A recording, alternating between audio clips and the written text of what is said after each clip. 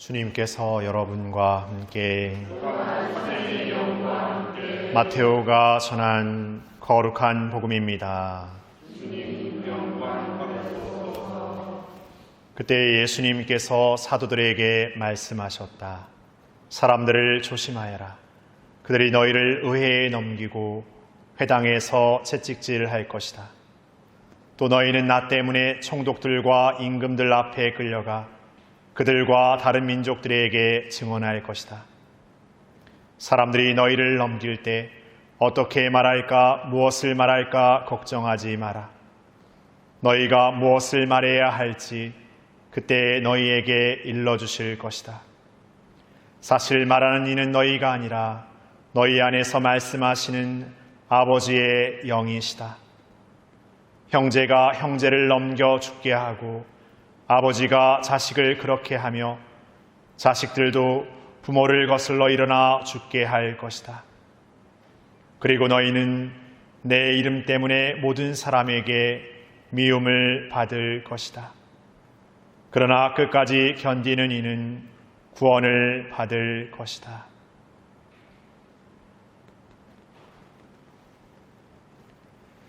주님의 말씀입니다.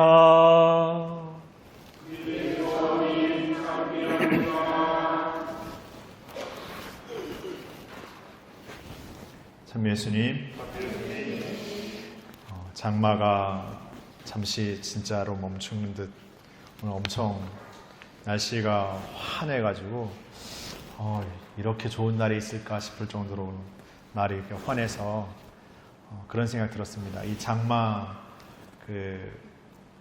힘들다고 육지 간 사람들은 장마는 안 겪을지언정 이 좋은 날은 못 보겠지 이런 생각하면서 이거 보려고 기다렸다라는, 이거 보려고 참았다라는 그런 약간 나름대로 때 아닌 인내, 우리의 인내를 이렇게 어떻게 보면은 좀 스스로를 이렇게 칭찬한다고 할까요? 그래서 잘 견뎠어 이런 생각 좀 들었던 하루입니다. 그래서 오늘 참 날씨 보면서도 마음이 좀 더 이렇게 환해지고 풍성해지는 그런 오후 보내지 않았을까 싶습니다. 오늘 예수님께서 사도들에게 말씀하시면서 내 이름 때문에 모든 사람에게 미움을 받을 것이다 라고 말씀하시는데, 그러나 끝까지 견디는 이는 구원을 받을 것이다 이렇게 말씀하시죠. 오늘 제1독서 보면 지가리아가 이제 하느님의 계명을 지키지 않는 유다와 임금들을 꾸짖지만 결국 그들의 손에 이렇게 죽음을 당하는 안타까운 장면을 우리에게 보여줍니다. 그런 모습 보면서 어떻게 보면 하느님을 증거한다라는, 하느님의 뜻을 산다라는 게 어떤 면에서는 너무나 이렇게 쉽지 않았을 것이고, 또 죽음까지도 각오해도 죽음을 맞이하는 어떤 안타까움도 이렇게 마주하게 되는 것 같습니다. 오늘 우리가 기억하는 한국의 첫 신부님이시면서 너무나 유명한 김대건 신부님의 오늘 기념일, 오늘 신신미사로 봉헌하고 있습니다. 예전에는 대축일 미사로 봉헌했는데 2019년부터 신부님 순교자로서의 어떤 신신미사로 봉헌하는 미사로 이렇게 바뀌었는데, 물론 교회가 공적으로 기념하는 어떤 대축제라는 대축일의 의미는 사라졌지만 신신미사라는 어떻게 보면 겉으로 화려함, 뭔가 보여지는 어떤 축제가 아니라 이제 더 깊이 들어가서 신부님이 보여주셨던 삶의 그 신앙의 여정과 그 삶의 이야기 안에서 그분의 마음 안에 드러나는 하느님에 대한 신심, 그러니까 하느님에 대한 어떤 믿음, 하느님께 드리는 어떤 그 믿음의 마음들을 우리 신자들이, 우리 교회 공동체가 더 배우고 살아가라고 그러면 신신미사로 이렇게 한 게 아닐까라는 생각을 해보게 됩니다. 그래서 신부님은 1845년 8월에 한 9년여, 10년에 걸쳐 공부 끝에 이제 서품을 이제 받게 되는데, 한국으로 서품 받고 왔지만 단 10개월도 채 되지 않아서 붙잡히게 됩니다. 어떻게 보면은 사제가 돼서 뭔가 이게 활동을 1년도 채 하지 못한 상태에서 붙잡히게 되는 거죠. 그러니까 하느님이 아니 이렇게 공부를 오래 시키고 뭔가 이렇게 뜻을 갖고 뭔가 불렀는데 아니 어떻게 이렇게 짧은 사제 순간 안에서 이렇게 붙잡히게 되는 어떤 그런 일들을 이렇게 허락하셨는가 이런 생각하면서 우리의 인간적인 계획과 판단 안에서는 도통 안타깝고 안타까울 수밖에 없는 그런 모습에 시간입니다. 그러나 그분이 사제로서의 어떤 조선에 돌아와서 머물렀던 시간은 짧았지만 그분의 삶의 태어남과 그 공부하는 어떤 여정뿐만 아니라 오랜 길을 걸어서 그 사제가 되기 위해서 떠나왔던 그 여정들, 그리고 한국으로 조선으로 돌아와서 짧은 시간이었지만 신자들을 만나고 신자들에게 한국인 첫 사제로서의 어떤 그 마음을 전했던 어떤 그 이야기들이 신부님의 어떤 남겨놓은 어떤 그 편지들 안에 많이 드러나고 있습니다. 편지가 한 20통 넘게 있는 걸로 전해지고 있는데 많은 편지가 다 이렇게 그 당시 교회의 언어였던 라틴어로 쓰여졌고 뭐 한자말로도 쓰여졌는데 마지막 그 감옥에서 이렇게 신자들에게 교회에 남기는 편지가 이게 한글말로 쓰여져. 오늘날에는 이 라틴어로 번역된 것뿐만 전체를 다 번역해서 책이 2021년도에 나왔고 그 편지 서간뿐만 아니라 뭐 업적 발자취해서 총 3권짜리 책으로도 이렇게 나와 있습니다. 그 중에 이 마지막 편지에서 김대건 신부님은 마지막 그 고초를 겪고 이제 죽어야 될 때가 다가왔음을 알았을 때 과연 무엇을 말하고 싶었을까?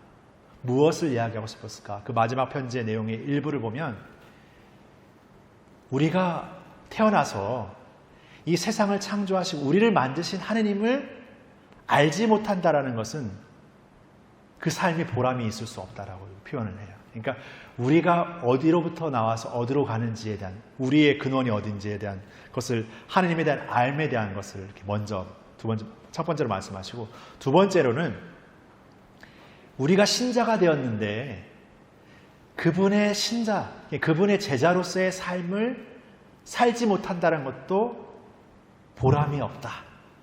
보람이 없는 정도가 아니라 차라리 세례받지 못한 사람보다도 더 그르칠 것이다라는.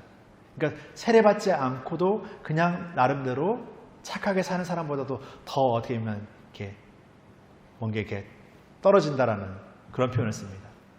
근데 그 이유가 뭘까라는 생각을 또 그 편지에서 또 세 번째 대목에서 말씀하시는데 그게 세속, 육신, 마귀에 대한 오늘날 쓰면 조금 약간 옛날 신자분들이 쓰는 말처럼 여겨집니다만은 세상이 우리에게 주는 유혹들, 이 신앙의 삶을 살아가지 못하도록 아니면 이 신앙의 삶을 적당히 살거나 타협하도록 만드는 온갖 유혹들로부터 우리가 힘들지만 우리가 어떤 때는 어렵지만 우리가 많이 실패하지만 그럼에도 우리 자신을 지켜내지 못한다면 오히려 신자됨이 더 그냥 문의로만 신자로 살아가는 삶이 더 보람되지 못하다는 것을 이야기하고 있는 거죠. 그러니까 신부님의 어떤 삶의 여정은 우리의 인간적으로 봤을 때 너무나 안타까울 만큼 짧고 뭔가 펼쳐보지 못한 날개처럼 여겨지지만 그분은 어떤 순간과 어떤 삶에서도 자신의 삶의 상황들을 원망하거나 탓하는 것이 아니라 있는 그대로 순명하고 받아들이는 삶을 통해서 그리고 그 안에서 하느님을 절대 놓치지 않겠다라는 굳은 신념을 통해서 자신의 목숨까지도 내어놓는 그 안에서 이렇게 어떻게 보면 마지막 유언과 같은 이야기를 남겨요.